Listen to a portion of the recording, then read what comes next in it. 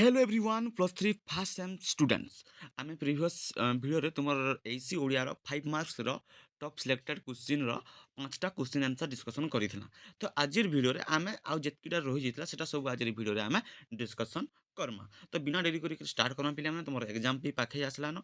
तो आम आज फेन आउ short notes with answer top selected discussion Karma. तो पांचटा आम डिस्कसन करथिला शब्द कोन पुनी तत्सम तद्भव देशज बैदेशिक मध्य पार्थक्य आलोचना कर आउ आमर रहा उपसर्ग और प्रत्यय कौन शब्द गठन तार भूमिका काଣା सेटा भी देखी आउ वर्ण शुद्धिर आवश्यकता कहीं लगी साधारण भूल शब्द उदाहरण सह लेख सेटा भी आम पढ़ी मुझे लंग भी लेख सेटा मुझे बतई। तो शब्दर अर्थ निर्णयर उपाय आम पढ़ी पांचटा आम डिस्कसन करथिना। तो आज भिडियो आम 6 नंबर देखमा इटा भी गोटे आमर वाक्य कौन बहुत आमर क्वेश्चन आसी लंग क्वेश्चन रे भी आसी शॉर्ट क्वेश्चन रे भी आसी। तो देख वाक्य कौन वाक्यर अंश गुड़ी व्याख्या कर बोलिक से कही। तो तुम केनता आंसर लिखब ना भाषार मूल उद्देश्य ହେଉଛି अर्थ प्रकाश। ଏହି ଅର୍ଥ ପ୍ରକାଶର ସମ୍ପୂର୍ଣ୍ଣ ଏକକକୁ ବାକ୍ୟ କୁହାଯାଏ। ଅର୍ଥାତ୍ ଯେଉଁ ଶବ୍ଦ ସମୁଚ୍ଚୟ ଦ୍ୱାରା ଏକ ସମ୍ପୂର୍ଣ୍ଣ ଓ ସ୍ପଷ୍ଟ ଅର୍ଥ ବୁଝାଯାଏ ସେହି ଶବ୍ଦ ସମୁଚ୍ଚୟକୁ ବାକ୍ୟ କୁହାଯାଏ। ବାକ୍ୟ ବିନା ଭାଷାରେ ସ୍ପଷ୍ଟ ଭାବେ ବ୍ୟକ୍ତିକରଣ ସମ୍ଭବ ନୁହେଁ। ଯେମିତିକି ଛାତ୍ରଟି ପୁସ୍ତକ ପଢ଼ୁଛି, ଏହି ବାକ୍ୟରେ ଏକ ସମ୍ପୂର୍ଣ୍ଣ ଭାବ ପ୍ରକାଶ ପାଉଛି, ତେଣୁ ତାହା ଗୋଟେ ହେଲା ବାକ୍ୟ। ବୁଝିଲା ବାକ୍ୟ କାକେ କୁହାଯାଇଛି ବୁଝିପାରିଲ। ତାପରେ ବାକ୍ୟ ଗଠନ ପାଇଁ କିଛି ମୂଳ ଅଂଶ ଆବଶ୍ୟକ। ଏହି ଅଂଶ ଗୁଡ଼ିକୁ ବାକ୍ୟର ଅଂଶ କୁହାଯାଏ। ତାର ପ୍ରମୁଖ ଅଂଶ ଗୁଡ଼ିକ ହେଉଛି କର୍ତ୍ତା, କର୍ମ, କ୍ରିୟା ଆଉ କର୍ତ୍ତା। କାଣା କାଣା କର୍ତ୍ତା, କର୍ମ, କ୍ରିୟା, କର୍ତ୍ତା। ବାକ୍ୟରେ ଯେଉଁ ବ୍ୟକ୍ତି ବସ୍ତୁ କିମ୍ବା ପ୍ରାଣୀ କାମ କରେ କିମ୍ବା କାର୍ଯ୍ୟର ଅଧିକାରୀ ଥାଏ ସେହି ଅଂଶକୁ କର୍ତ୍ତା କୁହାଯାଏ। ବୁଝିଲା। କର୍ତ୍ତା ସାଧାରଣତଃ ବାକ୍ୟରେ ଆରମ୍ଭରେ ଥାଏ, ଯେମିତିକି ରାମ ଖେଳୁଛି, ଏଠାରେ କିଏ ହେଲା କର୍ତ୍ତା? ରାମ ହେଲା କର୍ତ୍ତା। ତାପରେ କର୍ମ ବାକ୍ୟରେ କର୍ତ୍ତା ଯାହା ଉପରେ କାର୍ଯ୍ୟ କରେ କିମ୍ବା ଯାହାକୁ କାମ ଲାଗୁ ହୁଏ ସେହି ଅଂଶକୁ କର୍ମ କୁହାଯାଏ। ଯେମିତିକି ରାମ ପୁସ୍ତକ ପଢ଼ୁଛି, ଏଠାରେ ପୁସ୍ତକଟେ କାଣା? ପୁସ୍ତକଟି ହେଉଛି କର୍ମ। କ୍ରିୟା କ୍ରିୟା କେନ୍ଟା ପିଲାମାନେ ବାକ୍ୟରେ ହେଉଥିବା କାର୍ଯ୍ୟ ଅବସ୍ଥା କିମ୍ବା ଘଟଣାକୁ ପ୍ରକାଶ କରୁଥିବା ଶବ୍ଦକୁ କ୍ରିୟା କୁହାଯାଏ। କ୍ରିୟା ବିନା ବାକ୍ୟ ସମ୍ପୂର୍ଣ୍ଣ ହୁଏ ନାହିଁ। ଯେମିତିକି ସେ ଲେଖୁଛି, ଏଠାରେ ଲେଖୁଛି ହେଉଛି ପିଲାମାନେ କାଣା? କ୍ରିୟା। କେତେକ ବାକ୍ୟରେ କର୍ମ ନଥାଇପାରେ କିନ୍ତୁ କର୍ତ୍ତା ଓ କ୍ରିୟା ଥିଲେ ବାକ୍ୟ ସମ୍ପୂର୍ଣ୍ଣ ହୁଏ। ବାକ୍ୟର ଏହି ଅଂଶ ଗୁଡ଼ିକ ସଠିକ୍ ଭାବେ ବ୍ୟବହୃତ ହେଲେ ମାତ୍ର ନିର୍ଭୁଲ ଅର୍ଥବୋଧକ ବାକ୍ୟ ଗଠିତ ହୁଏ। ଏଇଟା ପିଲାମାନେ ତୁମର ରହିଗଲା ଗୋଟେ ଆମର ସର୍ଟ କ୍ୱେଶ୍ଚିନ୍ର ଆନ୍ସର୍ ବାକ୍ୟ କାଣା। ତାପରେ ଆମେ ନେକ୍ସଟ କ୍ୱେଶ୍ଚିନ୍ ଦେଖମା ସରଳ ଯୁଗ୍ମ ଓ ମିଶ୍ର ବାକ୍ୟ ଉପରେ ଆଲୋଚନା କର ଉଦାହରଣ ସହିତ। ତ ତୁମେ କାଣା ଲେଖବ ପିଲାମାନେ ନା ଭାଷାର ଭାବ ପ୍ରକାଶ ପାଇଁ ଅତ୍ୟନ୍ତ ଆବଶ୍ୟକ। ଭାଷାର ଭାବ ପ୍ରକାଶ ପାଇଁ ସରଳ ଯୁଗ୍ମ ମିଶ୍ର ବାକ୍ୟ ଆବଶ୍ୟକ। ବାକ୍ୟର ଗଠନ ଓ ରଚନା ଆଧାରରେ ଓଡ଼ିଆ ବାକ୍ୟର ବ୍ୟାକରଣରେ ବାକ୍ୟକୁ ପ୍ରଧାନତଃ ସରଳ ବାକ୍ୟ, ଯୁଗ୍ମ ବାକ୍ୟ ଓ ମିଶ୍ର ବାକ୍ୟ ଏହି ତିନି ପ୍ରକାରରେ ବିଭକ୍ତ କରାଯାଇଛି। ଏହି ବିଭାଗ ବାକ୍ୟରେ ଥିବା କର୍ତ୍ତା, କ୍ରିୟା ଓ ଉପବାକ୍ୟର ସଂଖ୍ୟା ଓ ସମ୍ପର୍କ ଉପରେ ନିର୍ଭର କରେ। ଏହି ତିନି ପ୍ରକାର ବାକ୍ୟର ସଠିକ୍ ଜ୍ଞାନ ଥିଲେ ନିର୍ଭୁଲ ବାକ୍ୟ ଗଠନ ସମ୍ଭବ ହୋଇପାରସି। ଯେମିତିକି ସରଳ ବାକ୍ୟ ପିଲାମାନେ ଏଇଟା ତୁମକୁ 2 ମାର୍କରେ ବି ପଳେଇ ଆସିବା। ସରଳ ଯୁଗ୍ମ କାହାକେ କୁହାଯାଇଛି, ଜଟିଳ କାହାକେ କୁହାଯାଇଛି। ତ ମନ ଧ୍ୟାନ ଦେଇକରି ଟିକେ ଶୁଣ ପିଲାମାନେ। ସରଳ ବାକ୍ୟ କାହାକେ କୁହାଯାଇଛି ନା ଯେଉଁ ବାକ୍ୟରେ ଗୋଟିଏ ମାତ୍ର କର୍ତ୍ତା ଓ ଗୋଟିଏ କ୍ରିୟା ଥାଏ ଏବଂ କୌଣସି ଉପବାକ୍ୟ ନଥାଏ ସେହି ବାକ୍ୟକୁ ସରଳ ବାକ୍ୟ କୁହାଯାଏ। ସରଳ ବାକ୍ୟର ଗଠନ ସହଜ ଓ ସ୍ପଷ୍ଟ ହୁଏ, ଏହାଦ୍ୱାରା ସିଧାସଳଖ ଭାବେ ପ୍ରକାଶ ପାଇଛି। ସରଳ ବାକ୍ୟରେ କର୍ତ୍ତା କ୍ରିୟା ସମ୍ପର୍କ ସ୍ପଷ୍ଟ ଥାଏ ଏବଂ ବାକ୍ୟଟି ଛୋଟ ହେଲେ ମଧ୍ୟ ସମ୍ପୂର୍ଣ୍ଣ ଅର୍ଥ ଦେଇଥିସି। ଯେନ୍ଟାକି ଛାତ୍ରଟି ପଢ଼ୁଛେ, ସେ ବଜାରକୁ ଗଲା, ପିଲାମାନେ ଖେଳୁଛନ୍ତି, ସେହିପରିକା। ଉପରୋକ୍ତ ପିଲାମାନେ ବାକ୍ୟ ଗୁଡ଼ିକ ଗୋଟିଏ କ୍ରିୟା ଆଉ କୌଣସି ଉପବାକ୍ୟ ନଥିବାରୁ ସେଗୁଡ଼ିକ ହେଲା ସରଳ ବାକ୍ୟ। ଏଇଟା ହେଲା ମାନେ ସର୍ଟ ମାନେ ସରଳ ବାକ୍ୟ। ତାପରେ ଯୁଗ୍ମ ବାକ୍ୟ କାହାକେ କୁହାଯିବା ପିଲାମାନେ ନା ଯେଉଁ ବାକ୍ୟରେ ଦୁଇ ବା ଅଧିକ ସ୍ୱାଧୀନ ବାକ୍ୟ ଓ କିନ୍ତୁ ଏବଂ ଅଥବା ପରି ସମୁଚୟ ବୋଧକ ଅବ୍ୟୟ ଦ୍ୱାରା ଯୋଗ ହୋଇଥାଏ ସେହି ବାକ୍ୟକୁ ଯୁଗ୍ମ ବାକ୍ୟ କୁହାଯାଏ। ଯୁଗ୍ମ ବାକ୍ୟରେ ଥିବା ପ୍ରତ୍ୟେକ ଅଂଶ ବାକ୍ୟ ସ୍ୱାଧୀନ ଅର୍ଥ ବୋଧ କରେ। ଯୁଗ୍ମ ବାକ୍ୟରେ ଏକାଧିକ ଭାବେ ସମାନ ସ୍ତରରେ ଯୋଡ଼ାଯାଏ। ଏଥିରେ କୌଣସି ବାକ୍ୟ ଅନ୍ୟ ବାକ୍ୟ ଉପରେ ନିର୍ଭର କରେ ନାହିଁ। ଯେମିତିକି ରାମ ପଢ଼ୁଛି, ସୀତା ଲେଖୁଛି, ସେ କାହାରି ଉପରେ କେହି ନିର୍ଭର କରବାନି। ରାମ ପଢ଼ୁଛି, ସୀତା ତାର ହିସାବରେ ସେ ଲେଖୁଛି। ବୁଝିଲା। ସେହିପରିକା। ତାପରେ ମିଶ୍ର ବାକ୍ୟ ଯେଉଁ ବାକ୍ୟରେ ଗୋଟିଏ ମୁଖ୍ୟ ବାକ୍ୟ ସହ ଗୋଟିଏ କିମ୍ବା ଅଧିକ ଉପବାକ୍ୟ ଥାଏ ସେହି ବାକ୍ୟକୁ ମିଶ୍ର ବାକ୍ୟ କୁହାଯାଏ। ମିଶ୍ର ବାକ୍ୟରେ ଉପବାକ୍ୟ ସ୍ୱାଧୀନ ନୁହେଁ ଏବଂ ମୁଖ୍ୟ ବାକ୍ୟରେ ଉପରେ ନିର୍ଭର କରେ।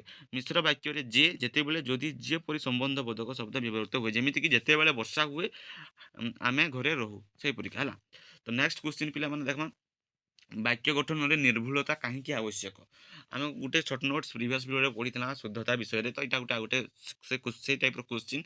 ବାକ୍ୟ ଗଠନରେ ନିର୍ଭୁଲତା କାହିଁକି ଆବଶ୍ୟକ?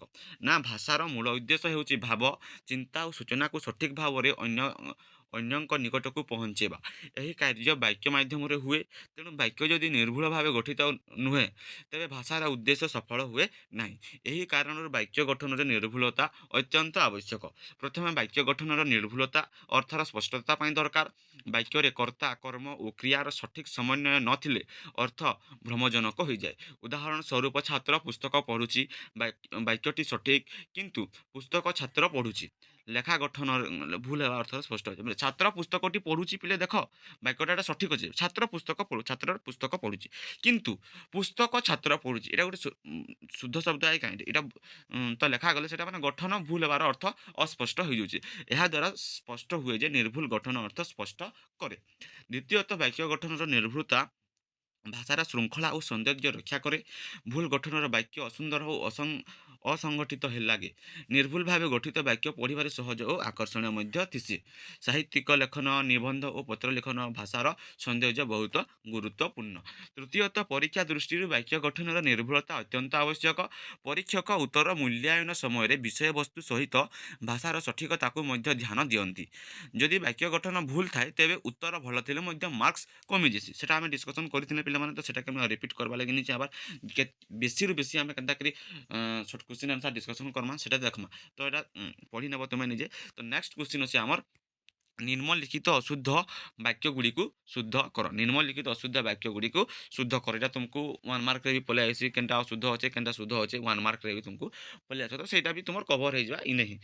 ତ ଦେଖ, ଅଶୁଦ୍ଧ ବାକ୍ୟ ବୋଲି ସେହି ବାକ୍ୟକୁ କୁହାଯାଏ ଯେଉଁଥିରେ ବ୍ୟାକରଣିକ ତ୍ରୁଟି, ଶବ୍ଦ ବ୍ୟବହାରରେ ଭୁଲ, କର୍ତ୍ତା କ୍ରିୟାର ଅସମନ୍ୱୟ କିମ୍ବା ଗଠନ ଭୁଲ ଥାଏ। ପରୀକ୍ଷାରେ ଏପରି ପ୍ରଶ୍ନର ଉଦ୍ଦେଶ୍ୟ ହେଉଛି ତାଙ୍କ ଛାତ୍ରଙ୍କର ବାକ୍ୟ ଗଠନର ଜ୍ଞାନ ଓ ନିର୍ଭୁଲ ଲେଖନ କ୍ଷମତା ଯାଞ୍ଚ କରିବାର ଲାଗି ଆମେ ଅଶୁଦ୍ଧ ବାକ୍ୟକୁ ଶୁଦ୍ଧ କର ବୋଲିକିରି ଆମେ କହିସୁଁ। ନିମ୍ନରେ ସାଧାରଣତଃ ପରୀକ୍ଷାରେ ଆସୁଥିବା ଅଶୁଦ୍ଧ ଶୁଦ୍ଧ ବାକ୍ୟ ଦିଆଯାଇଛେ। ତୁମେ ଦେଖିନିଅ, କର୍ତ୍ତା କ୍ରିୟା ଭୁଲ ଯେନ୍ଟା ରହୁଛେ ଆମର କରେ, ଅଶୁଦ୍ଧ କେନ୍ଟା ଅଛି ନା, ଛାତ୍ରମାନେ ପୁସ୍ତକ ପଢ଼ୁଛନ୍ତି। ଶୁଦ୍ଧ କେନ୍ତା ହେବା, ଛାତ୍ରମାନେ ପୁସ୍ତକ ପଢ଼ୁଛନ୍ତି। ଅଶୁଦ୍ଧ କାଣା ଅଛି, ଛାତ୍ରମାନେ ପୁସ୍ତକ ପଢ଼ୁଛି। ଶୁଦ୍ଧ କାଣା ହେବା, ଛାତ୍ରମାନେ ପୁସ୍ତକ ପଢ଼ୁଛନ୍ତି। ସେହିପରି ଶବ୍ଦକ୍ରମ ଭୁଲରେ ଅଶୁଦ୍ଧରେ ଅଛେ, ପୁସ୍ତକ ରାମ ପଢ଼ୁଛି। ଶୁଦ୍ଧ କାଣା ହେବା, ରାମ ପୁସ୍ତକ ପଢ଼ୁଛି। କାଳ ସମ୍ବନ୍ଧୀୟ ଭୁଲ କାଣା ଅଛି, ସେ ଗତକାଲି ଘରକୁ ଯାଉଛି। ଶୁଦ୍ଧ କାଣା ହେବା, ସେ ଗତକାଲି ଘରକୁ ଗଲା। କରକ ବିଭକ୍ତିର ଭୁଲ କାଣା ଅଛି, ସେ ମୋତେ ଚିଠି ଲେଖିଲାକୁ। ଶୁଦ୍ଧ କାଣା ହେଲା, ସେ ମୋତେ ଚିଠି ଲେଖିଲା। ତାପରେ ଅନାବଶ୍ୟକ ଶବ୍ଦ ବ୍ୟବହାର, ଯେନ୍ଟାକି ଆମର ସେ ଆଜି ଦିନେ ସକାଳେ ଆସିଲା, ସେ ଆଜି ଦିନେ ସକାଳେ ଆସିଲା। ଶୁଦ୍ଧ କାଣା ହେବା, ସେ ଆଜି ସକାଳେ ଆସିଲା। ତାପରେ ଅର୍ଥଭଙ୍ଗ ସମ୍ବନ୍ଧୀୟ ଭୁଲ କାଣା ଅଛି ନା, ସେ ଭଲ ନୁହେଁ ଛାତ୍ର। ଶୁଦ୍ଧ କାଣା ହେବା, ସେ ଭଲ ଛାତ୍ର ନୁହେଁ।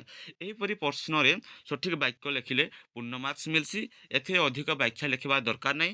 କେବଳ ଅଶୁଦ୍ଧ ବାକ୍ୟକୁ ସଠିକ୍ ଭାବେ ଶୁଦ୍ଧ କରିଦେବା ହିଁ ପର୍ଯ୍ୟାପ୍ତ। ସେତିକି ହିଁ ଯଥେଷ୍ଟ ଆଇ ପିଲାମାନେ। ତ ନେକ୍ସଟ କ୍ୱେଶ୍ଚିନ୍ ଆଉ ଗୋଟେ ଅଛି, ଆମେ ଆଉ ଗୋଟେ କ୍ୱେଶ୍ଚିନ୍ ଡିସ୍କସନ୍ କରୁ। ଅର୍ଥଭଙ୍ଗ ଘଟିଲେ ବାକ୍ୟରେ କେଉଁ ଦୋଷ ଦେଖାଯାଏ? ଭାଷାର ମୂଳ ଉଦ୍ଦେଶ୍ୟ ହେଉଛି ଭାବ ଓ ଅର୍ଥକୁ ସଠିକ୍ ଭାବେ ପ୍ରକାଶ କରିବା। ବାକ୍ୟ ମାଧ୍ୟମରେ ଯଦି ଉଦ୍ଦିଷ୍ଟ ଅର୍ଥ ସ୍ପଷ୍ଟ ଭାବେ ପ୍ରକାଶ ପାଉନାହିଁ କିମ୍ବା ଅର୍ଥ ଭ୍ରମଜନକ ହୋଇଯାଏ, ତେବେ ସେହିଠାରେ ଅର୍ଥଭଙ୍ଗ ଘଟେ। ଅର୍ଥଭଙ୍ଗ ହେଲେ ବାକ୍ୟରେ କିଛି ନିର୍ଦ୍ଦିଷ୍ଟ ଦୋଷ ପ୍ରକାଶ ପାଏ, ଯାହା ଭାଷାର ସଠିକତାକୁ କ୍ଷତିଗ୍ରସ୍ତ କରେ। ଯେନ୍ଟାକି ଆମର କର୍ତ୍ତା କ୍ରିୟା ଅସମନ୍ୱୟ ଦୋଷ, ଯେତେବେଳେ ବାକ୍ୟର କର୍ତ୍ତା ଓ କ୍ରିୟା ମଧ୍ୟରେ ସଂଖ୍ୟା, ପୁରୁଷ କିମ୍ବା କାଳର ସମନ୍ୱୟ ନଥାଏ, ସେତେବେଳେ ଅର୍ଥ ଭଙ୍ଗ ଘଟେ। ଯେନ୍ଟାକି ଅଶୁଦ୍ଧ, ଛାତ୍ରମାନେ ପଢ଼ୁଛି ଶୁଦ୍ଧରେ ହେବା ଛାତ୍ରମାନେ ପଢ଼ୁଛନ୍ତି। ସେହିପରିକା ଶବ୍ଦକ୍ରମ ଦୋଷ, ହେଇଟା ନ ପିଲେ ମୁଇଁ ଯେନ୍ଟା କହିଲି ଏଖାନ ପ୍ରିଭିୟସ୍ ଯେନ୍ କ୍ୱେଶ୍ଚିନ୍ ଆନ୍ସର୍ ଡିସ୍କସନ୍ କରିକିରି ଯାଇନା ସେଇଟା ହିଁ, ବାକି କ୍ୱେଶ୍ଚିନ୍ ଚେଞ୍ଜ ଅଛି। ଶବ୍ଦକ୍ରମ ଦୋଷ, କାଳ ଦୋଷ, ଅନାବଶ୍ୟକ ଶବ୍ଦର ବ୍ୟବହାରର ଦୋଷ, କରକ ବିଭକ୍ତିର ଦୋଷ, ନକାରାତ୍ମକ ଶବ୍ଦର ଭୁଲ ବ୍ୟବହାରର ଦୋଷ, ଅସ୍ପଷ୍ଟ ସମ୍ବନ୍ଧ ଦୋଷ, ଅର୍ଥ ବିରୋଧୀ ଶବ୍ଦ ବ୍ୟବହାରର ଦୋଷ। ସେପରିକି ତ ଆଉ ଗୋଟେ ପିଲାମାନେ ଅଛେ ଆମର ଅନୁଚ୍ଛେଦ ସଂକ୍ଷେପଣ କ'ଣ? ଏଇଟା ତ ପିଲାମାନେ ଇଜି ଏ, ତୁମେ ଅନୁଚ୍ଛେଦକେ ସର୍ଟ କରବ, ସଂକ୍ଷେପଣ କରବ। ତାର ପଦ୍ଧତି କେନ୍ତା ତୁମେ ଜାଣିଲେ ଆରାମସେ ତୁମେ କରିପାରବ। ଆଉ ହେନ୍ତା ବିନସୁରିଆ ବାଗେ ଯଦି ତୁମେ ହେଟାକେ ସର୍ଟ ସର୍ଟ ଲେଖିଦେବି, ପହିଲ 2 ଧାଡ଼ି, ଲାଷ୍ଟ 2 ଧାଡ଼ି, ମଝି 2 ଧାଡ଼ି ଲେଖିଦେବି କହିଲେ ହେନ୍ତାଟା ମାର୍କ ନି ମିଲେ। ତ ତାର ଗୋଟେ ନିୟମ ଥିସି, ତାର ପଦ୍ଧତି ଥିସି। ତ ତାର ସେନ୍ତା ଯଦି ପଚରାଲେ ତମେ ତାର ପଦ୍ଧତିକେ ବି ଲେଖବ, ଆଉ ଯଦି ଖାଲି କ୍ୱେଶ୍ଚିନ୍ ନେଇଛେ ତାକେ ପ୍ୟାସେଜ୍କେ ସର୍ଟ କର ବୋଲି କହିଥିଲେ ପଦ୍ଧତି ଜାଣିଥିଲେ ତୁମେ ସେଟା ବି କରିପାରିବ। ତ ଚାଲୁ ଦେଖ ଆମେ ତାର ପଦ୍ଧତି କାଣା ହେଲା। ଅନୁଚ୍ଛେଦ ସଂକ୍ଷେପଣ ମାନେ ଦିଆଯାଇଥିବା ଦୀର୍ଘ ଅନୁଚ୍ଛେଦର ମୂଳ ଭାବ, ମୁଖ୍ୟ ତଥ୍ୟ ଓ ମୂଳ ଧାରଣାକୁ ଅକ୍ଷୁଣ୍ଣ ରଖି ଅନାବଶ୍ୟକ ବିବରଣୀକୁ ବାଦ୍ ଦେଇ ସଂକ୍ଷିପ୍ତ ଆକାରରେ ପ୍ରସ୍ତୁତି କରିବାକୁ ଅନୁଚ୍ଛେଦ ସଂକ୍ଷେପଣ କୁହାଯାଏ। ଇ ପରୀକ୍ଷା ଯଦି କ୍ୱେଶ୍ଚିନ୍ ହେଇଛି ତୁମେ ଏନ୍ତା ଲେଖବ, ଆଉ ଖାଲି ଯଦି ଅନୁଚ୍ଛେଦକେ ସଂକ୍ଷେପଣ କର ଯଦି କହିବା ହେଲେ ତୁମେ ଇ ପଦ୍ଧତିକେ ବୁଝଲ ମାନେ ସେଟାକେ ସଂକ୍ଷେପଣ କରିପାରବ। ଆଉ ଯଦି କେନ୍ତା ସଂକ୍ଷେପଣ କର୍ମା ତାର ପ୍ରୋସେସ୍ କାଣା କହିଲେ ଯେନ୍ଟା ଲେଖା ହେଇଛି ତୁମେ ସେଟା ଲେଖିପାରବ। ମାନେ ଏଥିରେ ଭାଷା ସରଳ, ସ୍ପଷ୍ଟ ଓ ନିର୍ଭୁଲ ହେବା ଆବଶ୍ୟକ। ସଂକ୍ଷେପଣର ଉଦ୍ଦେଶ୍ୟ ହେଉଛି କମ୍ ଶବ୍ଦରେ ସମ୍ପୂର୍ଣ୍ଣ ଭାବ ପ୍ରକାଶ। ପରୀକ୍ଷା ଦୃଷ୍ଟିରୁ ଅନୁଚ୍ଛେଦ ସଂକ୍ଷେପଣ ଶିକ୍ଷାର୍ଥୀଙ୍କର ପାଠବୋଧ, ବିଶ୍ଳେଷଣ କ୍ଷମତା ଓ ନିର୍ଭୁଲ ଲେଖନ ଦକ୍ଷତାକୁ ପରୀକ୍ଷା କରାଯିସି। ସଠିକ୍ ସଂକ୍ଷେପଣରେ ମୂଳ ଅନୁଚ୍ଛେଦର ଅର୍ଥ ବିକୃତ ହେବା ଉଚିତ ନୁହେଁ, ମାନେ ମେନ୍ ପଏଣ୍ଟର ବିକୃତ ହେବା ଉଚିତ ନୁହେଁ। ଅନୁଚ୍ଛେଦ ସଂକ୍ଷେପଣର ପଦ୍ଧତି କାଣା ଏ ସାବଧାନ ପାଠ। ଫାର୍ଷ୍ଟ ପଏଣ୍ଟ କାଣା ନା ପ୍ରଥମେ ଦିଆଯାଇଥିବା ଅନୁଚ୍ଛେଦକୁ 2-3 ଥର ସାବଧାନରେ ଆଗ ପଢ଼ ବୁଝିଲ।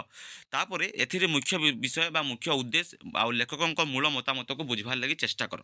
ମୁଖ୍ୟ ଭାବ ଚିହ୍ନଟ। ଅନୁଚ୍ଛେଦର ପ୍ରତ୍ୟେକ ବାକ୍ୟରୁ ମୁଖ୍ୟ ଭାବକୁ ଚିହ୍ନଟ କରିବା ଦରକାର। ଯେଉଁ ବାକ୍ୟଗୁଡ଼ିକୁ ମୂଳ ଧାରଣାକୁ ସମର୍ଥନ କରେ ସେଗୁଡ଼ିକୁ ଗ୍ରହଣ କରିବା ଉଚିତ।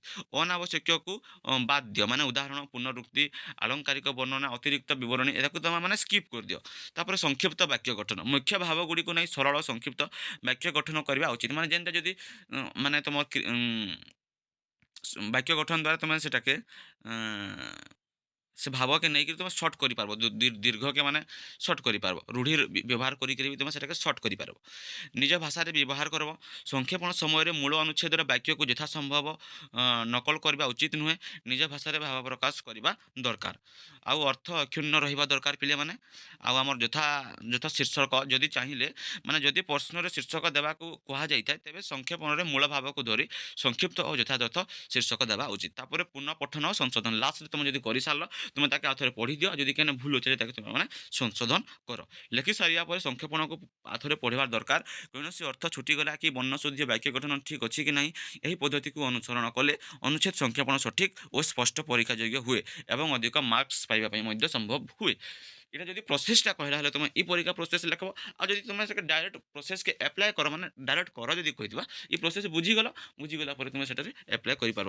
তো আজির ভিডিওরে আমি কেতটা ডিসকসন কলা কোশ্চিন না গোটে আমার যুড়ে 3টা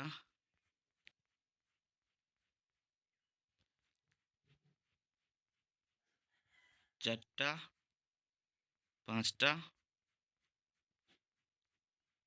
6টা। তো ପିଲାମାନେ ଆଜିର ଭିଡ଼ିଓରେ ଆମେ 6ଟା କ୍ୱେଶ୍ଚିନ୍ ଡିସ୍କସନ୍ କରିଦେବା। ଆଉ ଯେତିକି ବି ଆମର ସର୍ଟ କ୍ୱେଶ୍ଚିନ୍ ଆନ୍ସର୍ ରହିଯାଇଛେ ଏଟା ମୁଇଁ ଫେର୍ ନେକ୍ସଟ ଭିଡ଼ିଓ କରିକିରି ମୁଇଁ ତୁମକୁ କହିଦେବି। ଆଉ ମାନେ ଆମର ଟପ୍ 20ରୁ ଟପ୍ 10 କ୍ୱେଶ୍ଚିନ୍ ଡିସ୍କସନ୍ ସରିଲା। ଟପ୍ 11 ସରିଲା ଖତ 20ଟା ଟପ୍ ସିଲେକ୍ଟେଡ଼ କ୍ୱେଶ୍ଚିନ୍ ବନା ହେଇଥିଲା। ତାର ଭିତରୁ 11ଟା କ୍ୱେଶ୍ଚିନ୍ ପ୍ରିଭିୟସ୍ ଭିଡ଼ିଓରେ 5ଟା, ଆଜିର ଭିଡ଼ିଓରେ 6ଟା 6 5 11ଟା କ୍ୱେଶ୍ଚିନ୍ ଡିସ୍କସନ୍ ଆନ୍ସର୍ କରିସାରିଦେଲା। ତୁମେ ବହୁତ ଭଲ ଭାବରେ ଦେଖିଦିଅ ଖାଲି ଭିଡ଼ିଓକେ। ଆଉ ଆମର ଚ୍ୟାନେଲ୍କେ ସବସ୍କ୍ରାଇବ୍ କରିଦିଅ ଯେନ୍ମାନେ ନୂଆ ଅଛ। ତୁମର ଫାର୍ଷ୍ଟ ସେମିଷ୍ଟାର ଏକ୍ଜାମ୍ ସରୁ ସରୁ ସେକେଣ୍ଡ ସେମିଷ୍ଟାରର ପ୍ରପର୍ ନୋଟ୍ସ ଆଉ ଗାଇଡାନ୍ସ ଏଇ ଚ୍ୟାନେଲ୍ରେ ତୁମେ ପାଇପାରବ। ଆଉ ଯେନ୍ମାନେ ବି ଆମ ଟେଲିଗ୍ରାମ ଚ୍ୟାନେଲ୍ରେ ଜଏନ୍ ନୁହେଁ ହୁଅ, ଆମର କମେଣ୍ଟ ସେକ୍ସନ୍ରେ ମୁଇଁ ଆମର ଗ୍ରୁପ୍ ଲିଙ୍କ୍ ଦେଇଦେବି। ତୁମେ ସେଠାରେ ଜଏନ୍ କରି ପକାବ ତ ତୁମର ଫର୍ଦର ଷ୍ଟଡି ଲାଗି। ତ ଆଉ ଯେନ୍ ଟପ୍ 10 ସିଲେକ୍ଟେଡ଼ ରହିଲା ସେଟାକେ ବି ଆମେ କରିଦେମା। ଆଉ ପିଲାମାନେ ଏଇଟାର PDF ତୁମକୁ ଟେଲିଗ୍ରାମ ଚ୍ୟାନେଲ୍ରେ ମୁଇଁ ପ୍ରୋଭାଇଡ଼ କରିଦେବି।